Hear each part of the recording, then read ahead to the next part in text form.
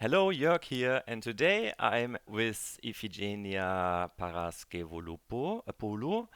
She is a mental health counselor and coach, and as in the previous series, I want to introduce different coaches with their different specialties and practices to show the diversity of coaching. Hello, Ifi. Hello, Joerg. I struggled with your name. Maybe you can let everybody know what your real name is so without pronunciation issues. My name is Ifigeneia Paraskevopoulou, Okay, and you are based in Athens in Greece. Athens, Greece.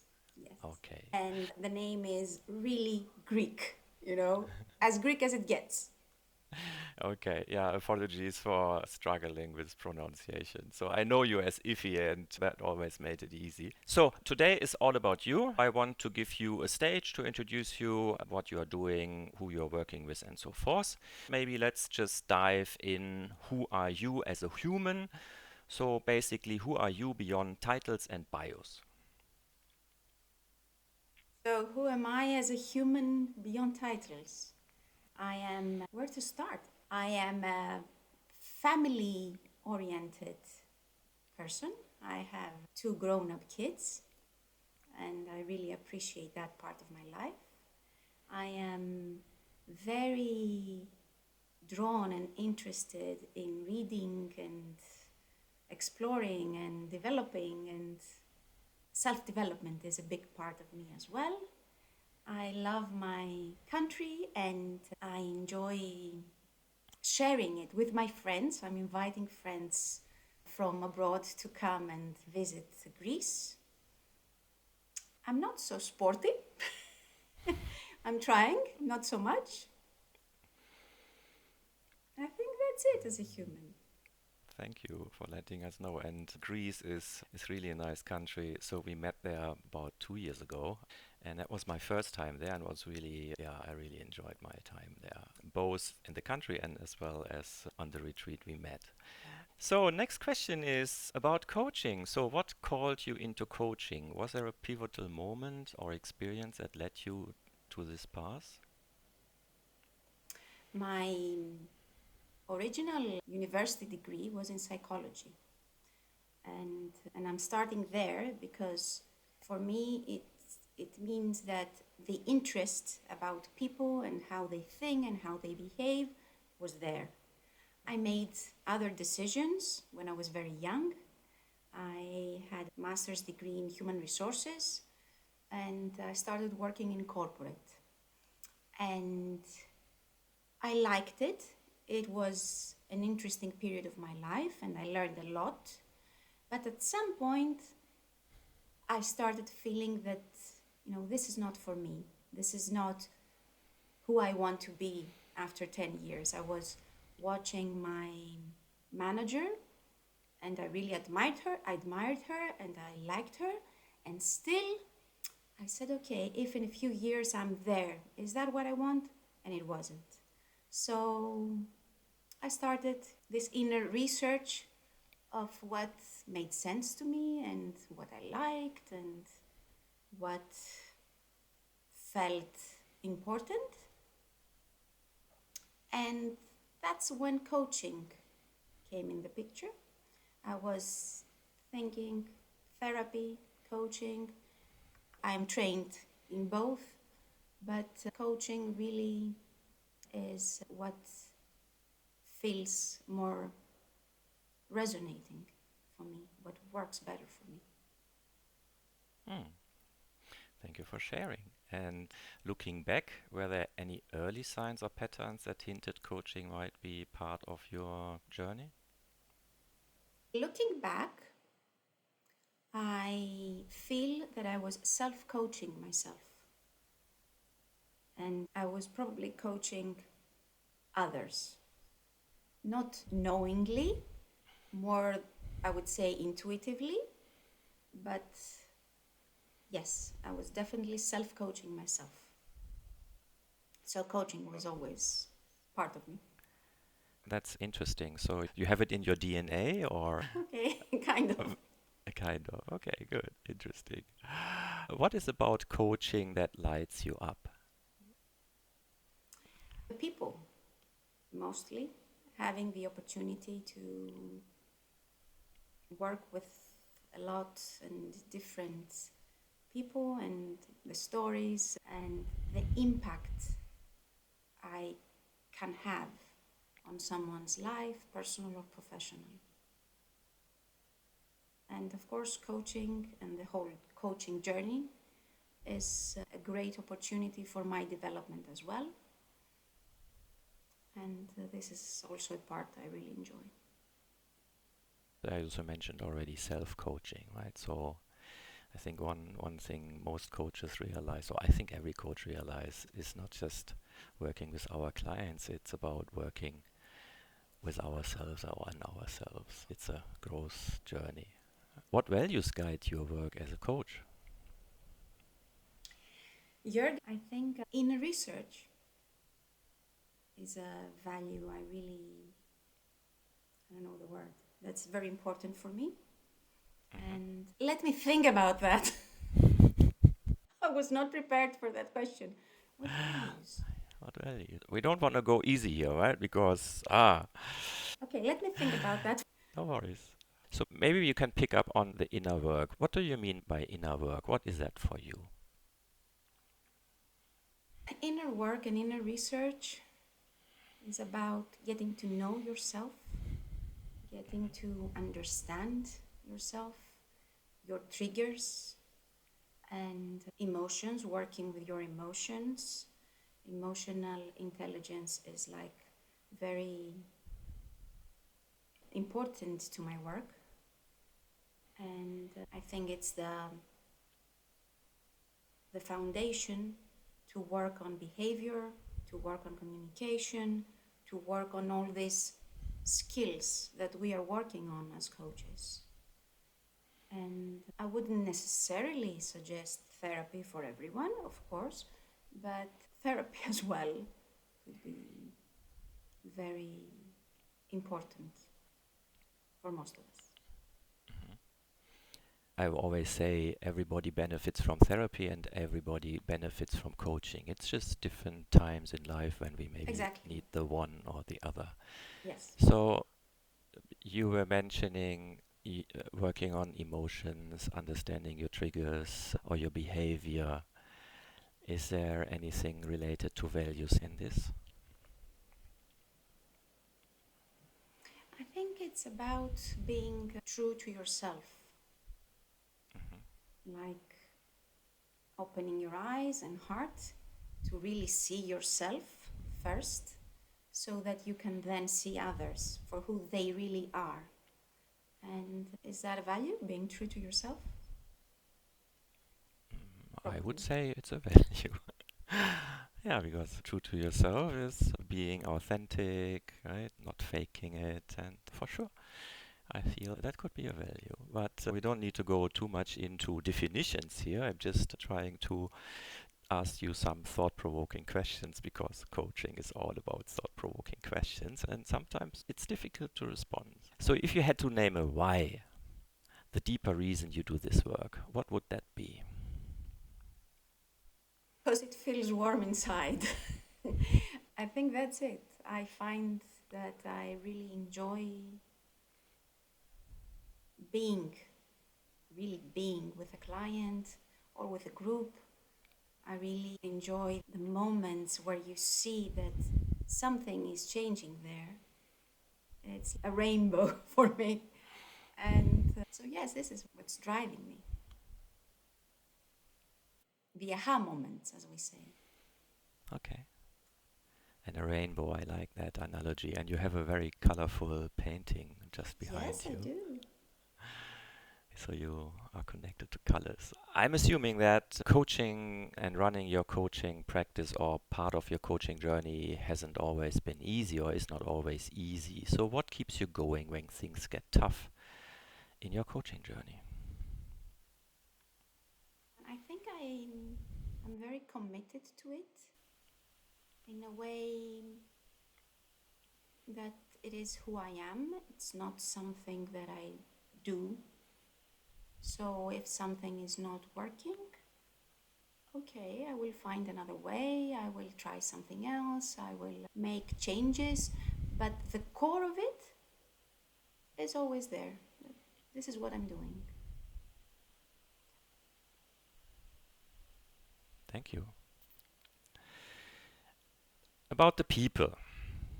So tell us about the people you feel most called to work with. Who are they and what are they navigating when they come to you?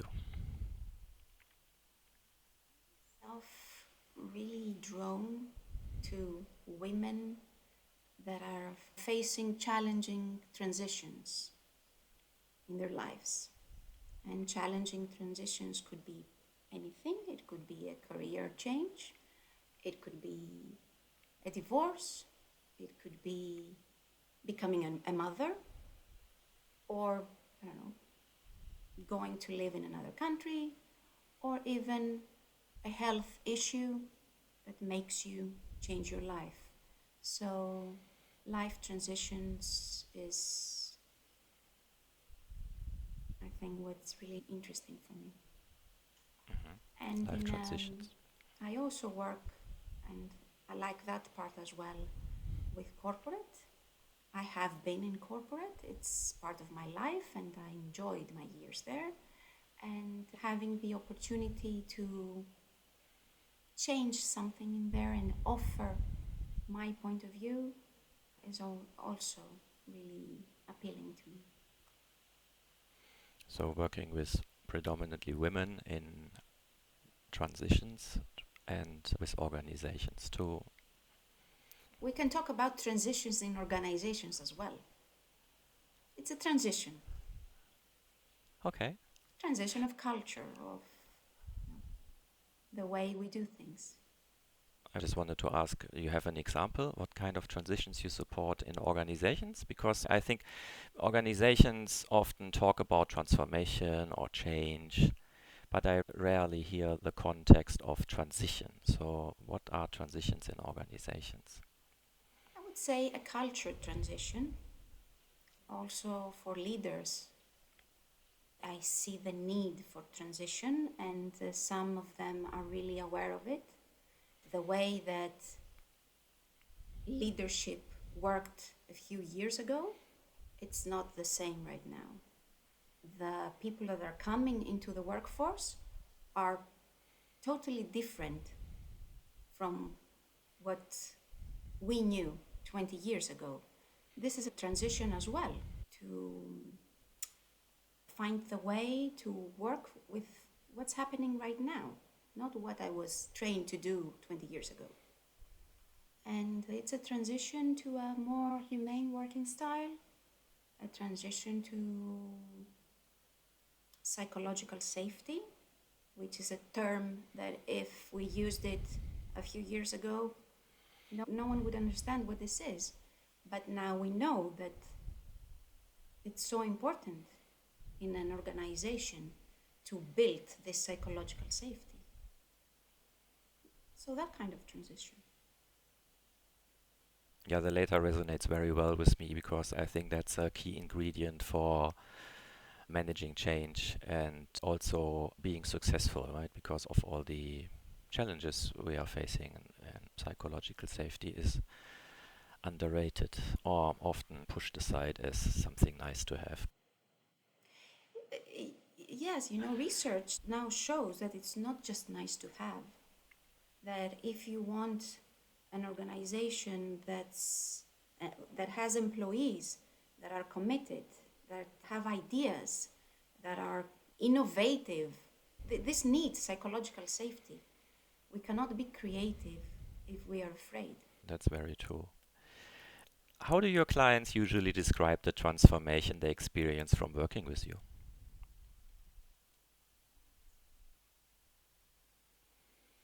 What I usually hear is that they feel that this is a new version of them, that there have been shifts, inner shifts, and this is a new version of them. Because, transition is not the change. It's not the same. The change is the fact. something is happening, things are changing. Sometimes I'm choosing them, most of the times I'm not.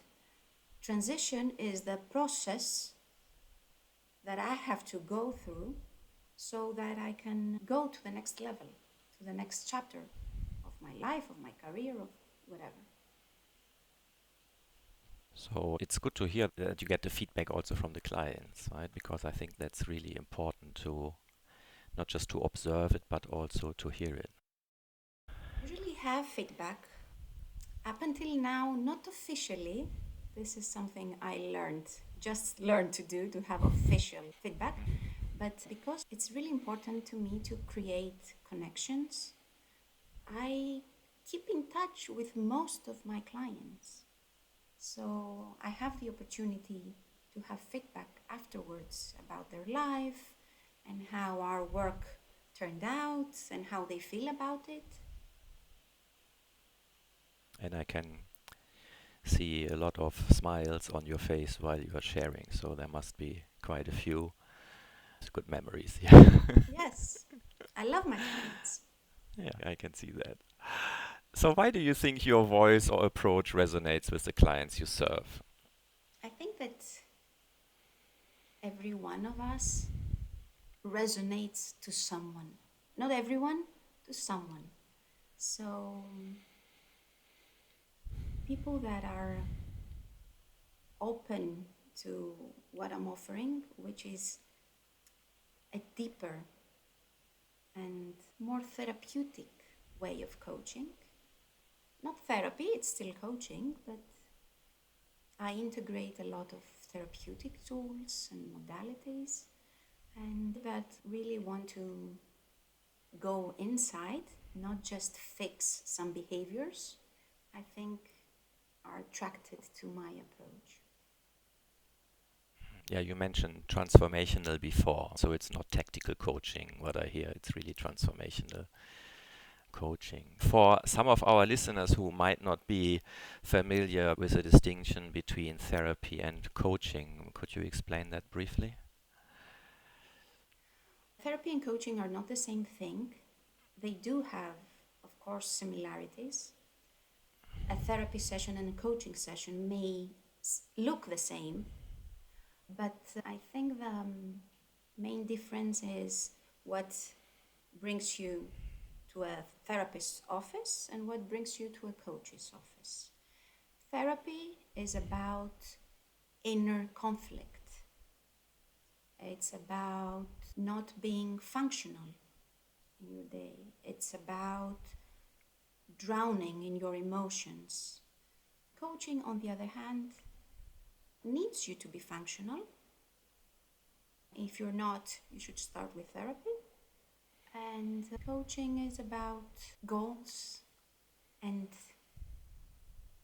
although I don't really like focusing on the goals, personally, I like focusing on the process going to the goal. And in simpler words, that's what I would say, to not go to definitions. Everybody wants to have a definition. Google is your friend. Okay, thank you very much. You already talked about your offers, or you mentioned it briefly, but what do your coaching offers look like today? So what are you offering? My offerings are quite broad because I'm doing so many things. But coaching wise, I am offering workshops. I like workshops, groups and workshops. And I'm offering group coaching for women that are in some kind of life transition, and also one-to-one coaching. And in corporate as well, I'm offering workshops on psychological safety and trust and communication, and team coaching and one-to-one coaching. Are there any tools or methodologies you would like to highlight you are using in your coaching? I have so many tools and so many certifications and modalities. So I'm using my psychology background and I'm using therapeutic tools. I'm using phototherapy. I'm using music imagery. I'm using breath work. I'm using systemic coaching, art. mindset coaching. I'm trying to think of my trainings and certifications right now. So I'm using a lot. I assume you tailor that to your clients' needs and what Exactly. resonates with them. Exactly. It's not a one size fits all. But yes, I have my eyes and heart open to see what the person in front of me really needs. Of course, there is trial and error. This is part of our coaching process, that our client really gives us feedback on what works for them and what doesn't. And so, yes, I think I create a very unique approach for each client. Thank you for sharing, and I can see how that adds value and also makes a client feel special. I think this is very important in our work, to have the client feel really special and unique. To If you have a client that feels that you're just using a template, you cannot really connect with that client. So this is part of my work as well. Yeah, thanks for emphasizing that. Is there any offering or piece of your work that feels especially close to your heart? I think everything I do is very close to my heart. A friend of mine a few years ago gave me this title, that I am a funpreneur, that I do things that I really enjoy and are close to me. I cannot choose. Point of view is really close to my heart aspect of my work.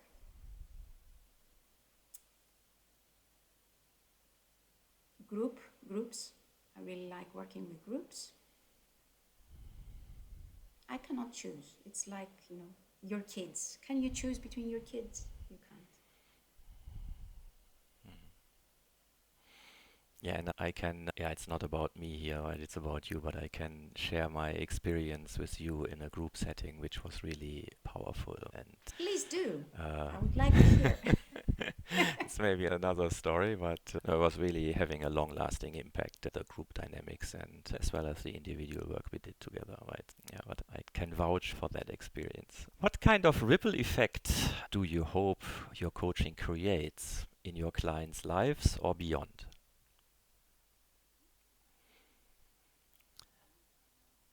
Systemic theory, actually. If someone changes and I help with their change, the systems that they live in, the family, the co-workers, the organization changes. So I'm pretty sure that what I do with one person has impact on others.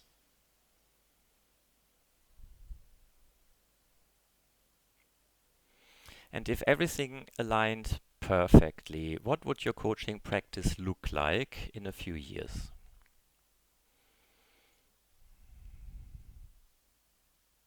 Everything aligned perfectly.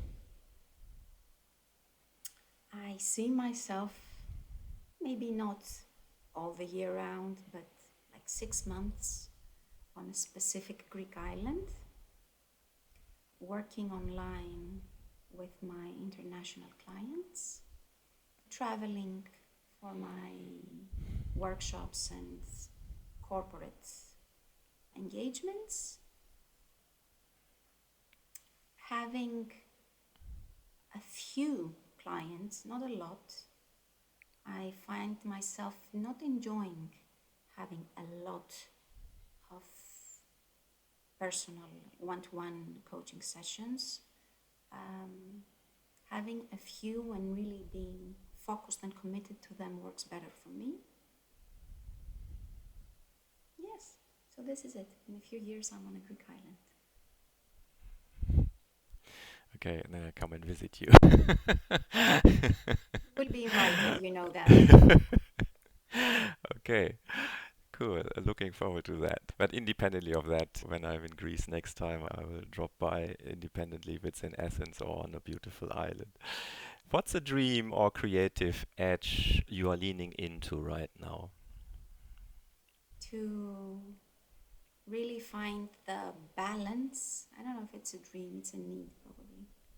To find the balance between my creative self, because I have ideas and I go after them and I'm very committed when I decide something, but I'm kind of forgetting my self-care. So a dream is to find the perfect balance. I don't know, does that count like a dream? Or did you have something bigger in mind? I think finding balance is a big dream, at least for me. Many people would be happy if they find that balance between all the things they are juggling and being centered and on top of things. Okay. I am burning my brain. I need to find a balance to stop burning. Some closing questions, being cautious of the time.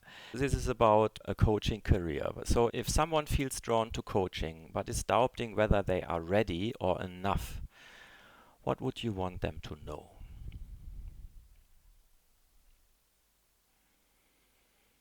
Not just about coaching careers, but anything, is that I don't think you ever feel ready for it. You just start, and the next step appears, and the next step appears. You don't have to have the whole ladder in front of you. So start with it.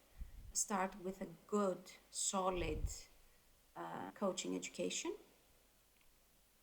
And the good enough aspect, it's quite common, and it's quite common for even experienced coaches.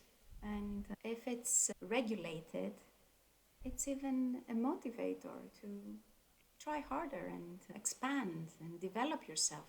If it's not, you really need to do some inner work to find where this not enoughness comes from and work on that, heal it. Thank you for that insight.